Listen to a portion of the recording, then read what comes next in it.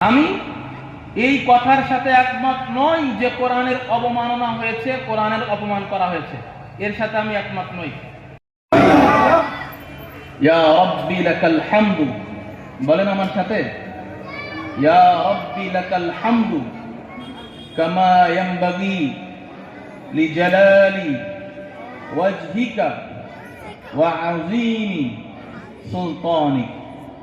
প্রিয় নবী সাল্লাল্লাহু আলাইহি ওয়াসাল্লাম, যার ওসিলায় কুল কায়নাত, আসমান জমিন সবকিছু আল্লাহ তাআলা বানিয়েছেন, সেই রাসূল সাল্লাল্লাহু আলাইহি ওয়াসাল্লামের প্রতি সবাই অন্তর থেকে একবার ছোট্ট করে দরুদের নজরানা পেশ করব। সবাই কেউ জবান বন্ধ রাখবো না, সবাই বলি সাল্লাল্লাহু আলাইহি ওয়াসাল্লাম। আজকে আমরা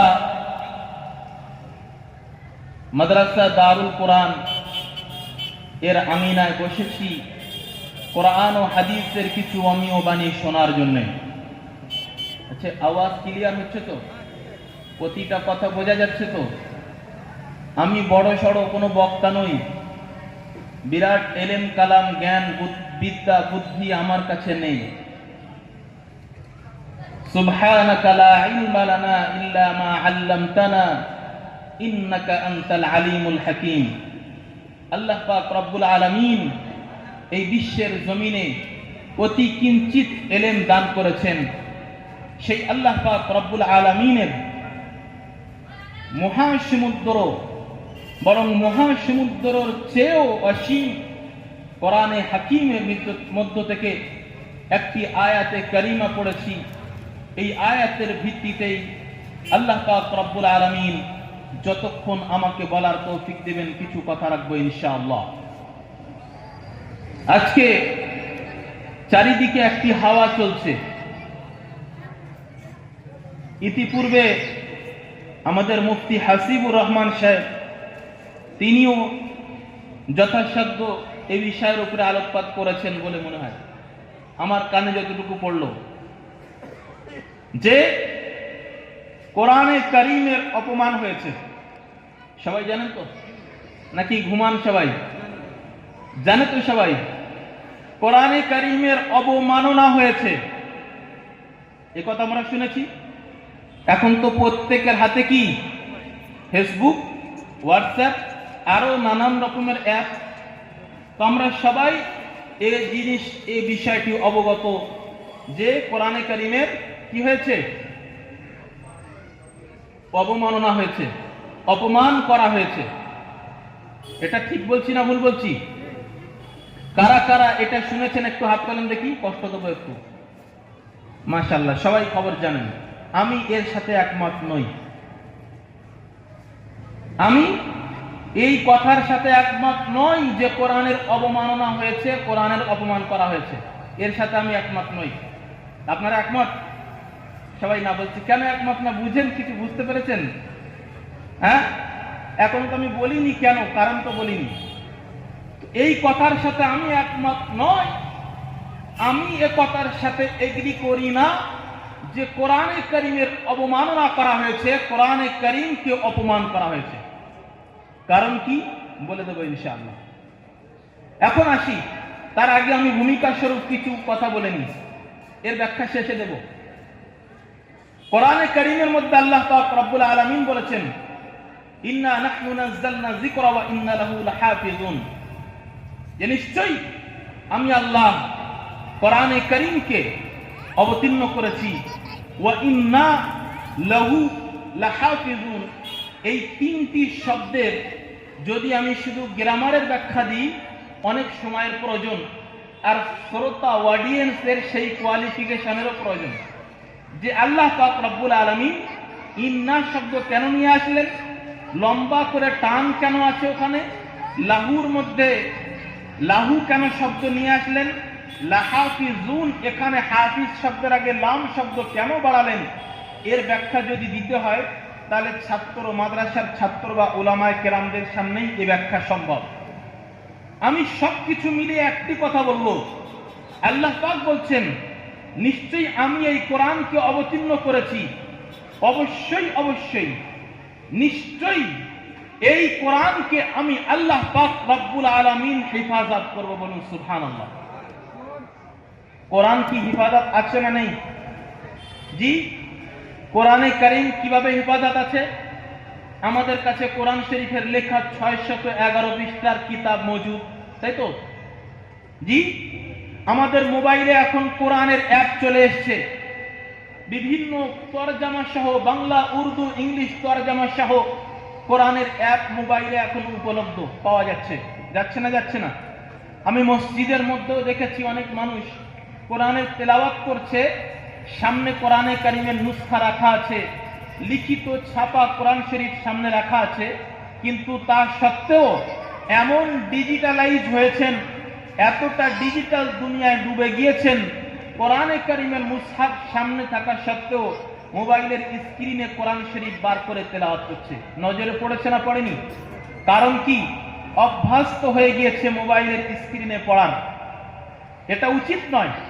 আমার সামনে যদি কোরআনে কারিমের পৃষ্ঠা থাকে, কাগজ আকারে কোরআনে কারিম মুসহাফ যদি আমার সামনে সহজে আমি পাই, মোবাইল ছেড়ে দিয়ে সেটা দেখে পড়াটাই হলো উচিত। তো কোরআনে কারিম সংরক্ষিত পৃষ্ঠার উপরে ছাপানো আছে, সুতরাং সেভ হয়ে গেল, সংরক্ষণ হয়ে গেল। মোবাইলের মধ্যে অ্যাপ ডাউনলোড করে নিলাম, সংরক্ষণ হয়ে গেল। কথা বলেন একটু, সম্ভব? আজকে মাদ্রাসা দারুল কোরআন, এখানে হয়তো ভিতরে খুঁজলে কয়েক শত কোরআন আমরা পাবো, ছাপানো কোরআন। খোদা না খাস্তা, আল্লাহ না করুন, এমন কখনো না হোক যদি কখনো ইসলাম দুশ্মন, ইসলাম বিদ্বেষীরা এখানে হানা দিয়ে এই সমস্ত কোরআনের পাণ্ডুলিপি যদি পুড়িয়ে জ্বালিয়ে ছাই করে দেয়, তাহলে কোরআন শরীফ আর দুনিয়া থাকবে? একটু কথা বলেন। অনেকে বলছেন না, থাকবে না। থাকবে না? থাকবে না? যদি সারা বিশ্বের সমস্ত লিখিত কোরআনে কারিমের পাণ্ডুলিপি, কোরআনে কারিমের সমস্ত ছাপাখানা, কোরআনে কারিমের সমস্ত রাইটার, কাতিব, লেখক সকলকে যদি শেষ করে দেওয়া হয়, এর পরেও কোরআনে কারিম সংরক্ষণের বিষয়ে, কোরআনে কারিম হেফাজত থাকার বিষয়ে বিন্দু মাত্র কোনো সমস্যা তৈরি হবে না ইনশাআল্লাহ। একটু জোরে বলেন তো, বললেন না ইনশাআল্লাহ? হবে কি? কখনোই কোরআনে কারিমকে দুনিয়া থেকে মেটানো সম্ভব নয়। তার কারণ আমার আল্লাহ পাক রব্বুল আলামিন কোরআনে কারিমকে পৃষ্ঠায় নয়, সিনায় হেফাজত করিয়েছেন। বলুন সুবহানাল্লাহ। কোথায়? সিনায়। আল্লাহ রাসূল সাল্লাল্লাহু আলাইহি ওয়াসাল্লাম 1400 বছর পূর্বে কোরআনে কারিম কখনো নিজে হাতে লেখেননি। লিখেছেন না? আর লিখবেন বা কিভাবে?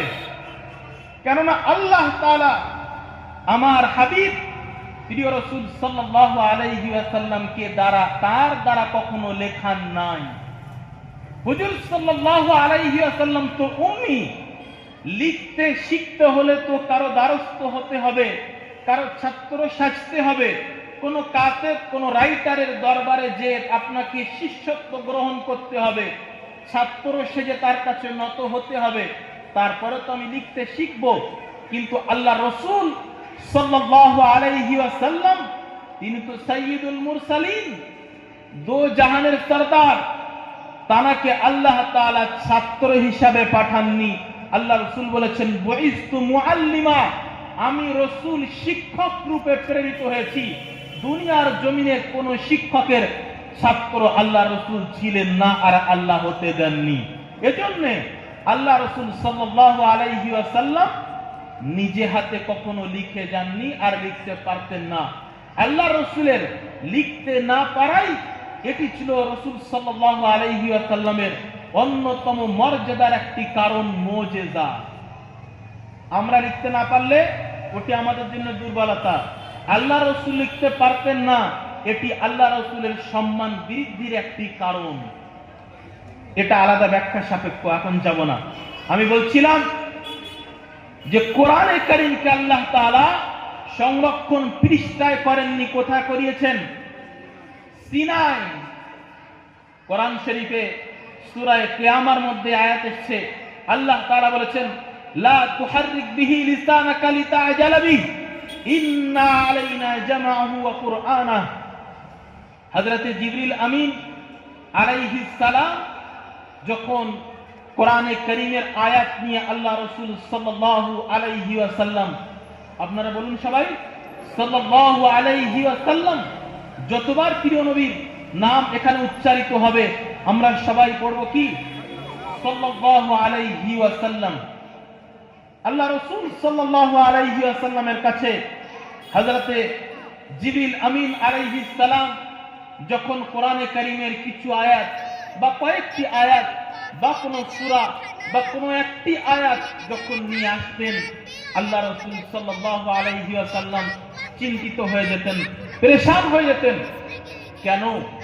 কোরআনে কারীমকে প্রচার প্রসার মানুষের কাছে পৌঁছানোর দায়িত্ব দিয়ে আল্লাহ পাঠিয়েছেন কাকে?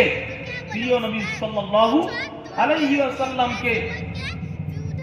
আল্লাহ রাসূল ভাবতেন যে আয়াত আমার কাছে প্রেরণ করা হয়েছে, এই আয়াতকে যদি আমি যথাযথ মানুষের সামনে তেলাওয়াত করে না শোনাতে পারি, এই আয়াতের ব্যাখ্যা, এর তাফসীর, এর মর্ম আমি যদি মানুষের কাছে সঠিকভাবে উপস্থাপন না করতে পারি, তাহলে আল্লাহর দেওয়া দায়িত্ব আমার উপরে অসম্পন্ন থেকে যাবে।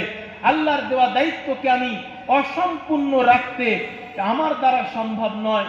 সুতরাং আল্লাহর কোরআনকে মানুষের কাছে পৌঁছানোর জন্য আমাকে কণ্ঠস্থ করতে হবে, মুখস্থ করতে হবে। এই চিন্তায় আল্লাহ রাসূল সাল্লাল্লাহু আলাইহি ওয়াসাল্লাম যখনই তার উপরে জিবরিল আমিন আলাইহিস সালাম কোন আয়াত নিয়ে আসতেন, রাসূলুল্লাহ সাল্লাল্লাহু আলাইহি ওয়াসাল্লাম জিবরিল আমিন আলাইহিস সালাম জবান দিয়ে তেলাওয়াত করছেন, সাথে সাথে হুজুর সাল্লাল্লাহু আলাইহি ওয়াসাল্লাম ওয়ার্ড বাই ওয়ার্ড এক একটি শব্দকে জিবরিল আমিন আলাইহিস সালামের সাথে সাথে জবান দিয়ে তাড়াতাড়ি উচ্চারণ করতেন যাতে মুখস্থ করে নিতে পারেন। এটি ছিল কোরআনের তাবলীগ, কোরআনের দাওয়াতের জন্য আল্লাহ রাসূল সাল্লাল্লাহু আলাইহি ওয়াসাল্লামের চিন্তা ও ফিকির। আল্লাহ তাআলা হুজুর সাল্লাল্লাহু আলাইহি ওয়াসাল্লামকে লক্ষ্য করে বললেন, হাবিব লা তুহাররিক বিহি লিসানাক লিতা'জালা বিহি, এই কোরআনকে আপনি তাড়াতাড়ি জলদি জলদি কণ্ঠস্থ করার জন্য আপনার জবানকে তাড়াতাড়ি নাড়াবেন না, তাড়াতাড়ি আপনি জবান দিয়ে কোরআনের তেলাওয়াত করবেন না, পেরেশান হবেন না। কোরআন শরীফ আপনি কখনো ভুলতে পারেন না। ইন্না আলাইনা জামাহু ওয়া কুরআনা, হে রাসূল, হে হাবিব, এই কোরআনকে আপনার অন্তরে একত্রিত করে দেওয়ার, এই কোরআনকে আপনার অন্তরে জমা করে দেওয়ার, এই কোরআনকে আপনার অন্তরে মাহফুজ করে দেওয়ার, এই কোরআনকে আপনার অন্তরে গেঁথে দেওয়া এবং এই কোরআনকে মানুষের সামনে আপনার শোনার জবান দিয়ে তেলাওয়াত করিয়ে নেওয়ার দায়িত্ব আমি আল্লাহ নিয়ে নিলাম। বলুন সুবহানাল্লাহ। সর্বপ্রথম আল্লাহ তাআলা কোরআনে কারীম হেফাজত করেছেন কোথায়? নবীদের সরদার, সমগ্র সৃষ্টি জীবের সর্বশ্রেষ্ঠ মানব, ইমামুল মুরসালিন, সমস্ত নবীদের ইমাম, এক কথায় আল্লাহ তাআলার পরেই তার সম্মান সেই মুহাম্মদুর রাসূলুল্লাহ সাল্লাল্লাহু আলাইহি ওয়াসাল্লামের সেই মহান সিনায় আল্লাহ তাআলা কোরআনে কারীমকে হেফাজত করেছেন। এখান থেকে কোরআনে কারীম হেফাজত হওয়া, কোরআনে কারীম সংরক্ষণ করার এই ধারাবাহিকতা সিলসিলা শুরু হয়েছে। প্রিয় রাসূল সাল্লাল্লাহু আলাইহি ওয়াসাল্লাম সাহাবায়ে কেরামদের সামনে কোরআনের আয়াতকে তেলাওয়াত করে শোনাতেন।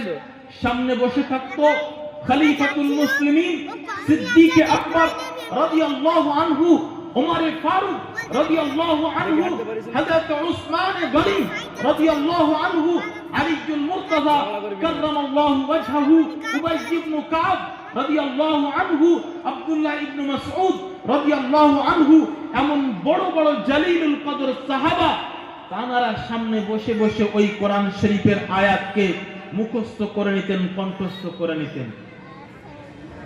কোথাও কোরআনে কারীমের তখন পাণ্ডুলিপি তৈরি হয়নি, লিখিত ছাপানো কোথাও তখন তৈরি হয়নি। সুতরাং কোরআনে কারীম লিখে আল্লাহ তাআলা সংরক্ষণ করেননি। কোথায় সংরক্ষণ করেছেন? সিনায়। এখন প্রশ্ন উঠবে, সাহাবায়ে কেরাম 23 বছর ধরে কোরআন নাজিল হয়েছে, যে প্রশ্ন আজকের আমাদের এই বাংলার এক কুলাঙ্গার করেছে যে কোরআনে কারীম তো বিকৃত হয়ে গিয়েছে, তারা জ্বালিয়ে দিয়েছিল, পরে লিখেছে। সাহাবায়ে কেরাম তাদের মাইন্ড, তাদের ব্রেন, তাদের স্মৃতি শক্তি কত উচ্চ মানের ছিল একটি দৃষ্টান্ত দিলে বুঝবেন। রাইসুল মুফাসসিরিন হযরত আব্দুল্লাহ ইবনে আব্বাস রাদিয়াল্লাহু আনহুমা বয়সে ছোট ছিলেন, বাচ্চা ছিলেন, কোরআনে কারীমের শ্রেষ্ঠ মুফাসসির ছিলেন। তিনি বলেন, জাহিলি যুগের আইয়ামে জাহিলিয়াতে, বর্বরতার জামানায়, অন্যায় অত্যাচার জুলুমের সময়, তখন আজকাল আপনারা দেখেছেন না কাওয়ালি হয়? কাওয়ালিটা কি? কবিতা। ইসলামের নাম দিয়ে অন ইসলামিক কাজ, মুসলমান সেজে অমুসলিমদের মতো কাজ, গান বাজনা সব লাগিয়ে। তো কাওয়ালি যেমন হয়, অনেক জায়গায় মুশাআরা হয়। মুশাআরা আমাদের দিকে আমি দেখিনি, অর্থাৎ সেখানে বড় বড় কবিরা আসে, তারা কবিতা পাঠ করে শোনায়। আমরা উত্তরপ্রদেশে এমন দেখেছি। তো সে জামানায় আরবি কবিতা এমন অনুষ্ঠান হতো যেখানে বড় বড় কবিরা তাদের লেখা কবিতা পাঠ করে মানুষের সামনে শোনাতো, আর মানুষেরা সেই কবিতা শুনে বাহবা দিত, মজলিস জমাতো। আব্দুল্লাহ ইবনে আব্বাস রাদিয়াল্লাহু আনহু বলছেন, জাহিলি যুগে তখন আমাদের অন্তর ওই সমস্ত কবিদের প্রতি কখনো লেগে থাকতো না, তাদের প্রতি আমাদের মুহাব্বত, দয়া মায়া কিছু ছিল না, টান ছিল না, আন্তরিকতা ছিল না। তাদের কথা আমরা মন দিয়ে শুনতাম না, কানে আসতো তো শুনতাম। তা সত্ত্বেও, অমনোযোগী হওয়া সত্ত্বেও, মন কান না দিয়ে শোনা সত্ত্বেও, জাহিলি যুগের কোন কবি যদি 1000 লাইনের কবিতা, কত লাইন বললাম? 1000 লাইন কবিতা যদি কোনো কবি শুনিয়ে দিত, আর আমরা যদি একবার শুনে নিতাম, তো একবার মন না দিয়ে শুনেছি, কান ভালো করে লাগাইনি, অমনোযোগী হয়ে শুনেছি, তা সত্ত্বেও একবার শুনে 1000 লাইনের কবিতা আমরা মুখস্থ করে ফেলতাম। আর কোরআনে কারীম প্রিয় রাসূল সাল্লাল্লাহু আলাইহি ওয়াসাল্লামের উপরে নাজিল হয়েছে, যার জন্য আমার জান কুরবান, যার জন্য আমার মাল কুরবান, যার জন্য আমার খুন, আমার রক্ত, আমার সর্বস্ব আমি ফিদা, আমার সবকিছু বিলীন করতে, কুরবানি দিতে আমাদের বিন্দু মাত্র দেরি হতো না। যে রাসূলকে আমরা এত ভালোবাসতাম, যার ওঠা বসা চলাফেরা আমরা রেকর্ড করে রাখতাম।